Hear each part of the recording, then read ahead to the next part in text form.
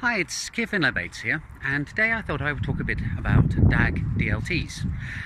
So DLT stands for Distributed Ledger Technology, and DAG stands for Directed Acyclic Graph, which makes it sound like we're in for a bit of a mathematical video, but don't worry, I'm going to use an analogy to explain it.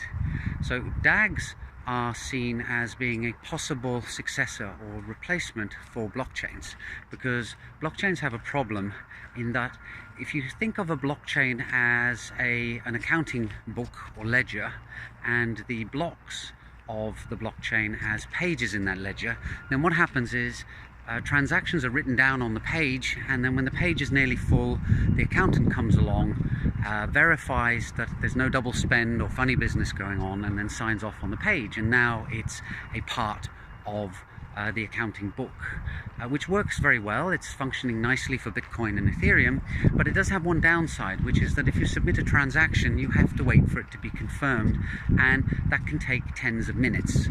So DAGs are seen as being able to replace blockchains in that they can handle transactions much quicker. The transactions get added almost instantaneously, and they get processed individually rather than in blocks.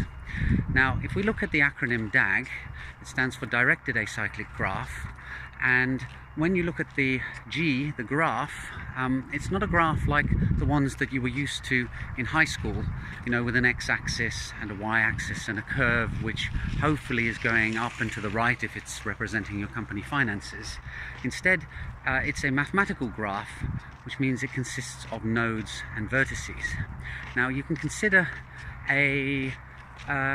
something like, for example, one of those crime scene analysis boards that crop up in CSI or Criminal Minds, and the nodes are like the pictures of the suspects, and the edges are like strings going from one picture to another, held in place with push pins.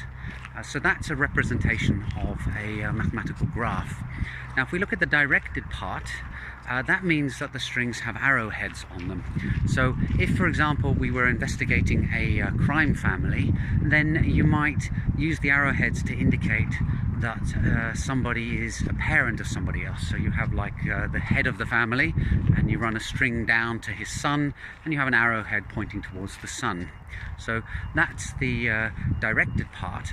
And finally, the acyclic part means that if you start off at a picture and you follow these lines with arrowheads around, you can't get back to the original picture that you started from, which is the case in family trees like the one that I've just described, in that unless the family is involved in time travel, it's not possible to be your own parent or grandparent.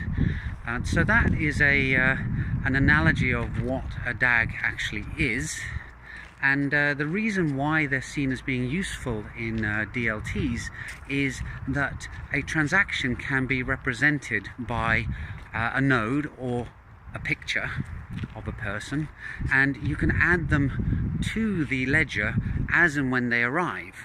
So that's very advantageous. It means that you're not waiting around for your transactions to be confirmed. The downside is that the consensus system for a distributed acyclic graph gets a bit more complicated, and there aren't any out there that I feel have really proved themselves. So there are a lot of different DAG-based DLTs out there. Off the top of my head, I can think of Obytes and Radix and Hedera Hashigraph and IOTA, of course, and I think BigChainDB functions effectively as a DAG as well. So people are trying this out there, but the weakness that I see with them is that you can't just transfer this very successful proof of work consensus system that makes open blockchains function so well onto a DAG, because you can't be expected to do a massive amount of proof of work on each individual transaction, and furthermore, proof of work takes time, so you wouldn't be adding the transactions immediately.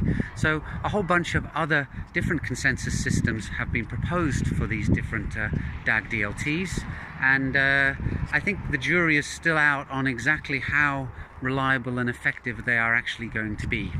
But anyway, that's my summary of what DAG DLTs are. I hope you found it interesting. If you have any questions or any comments, please leave them below.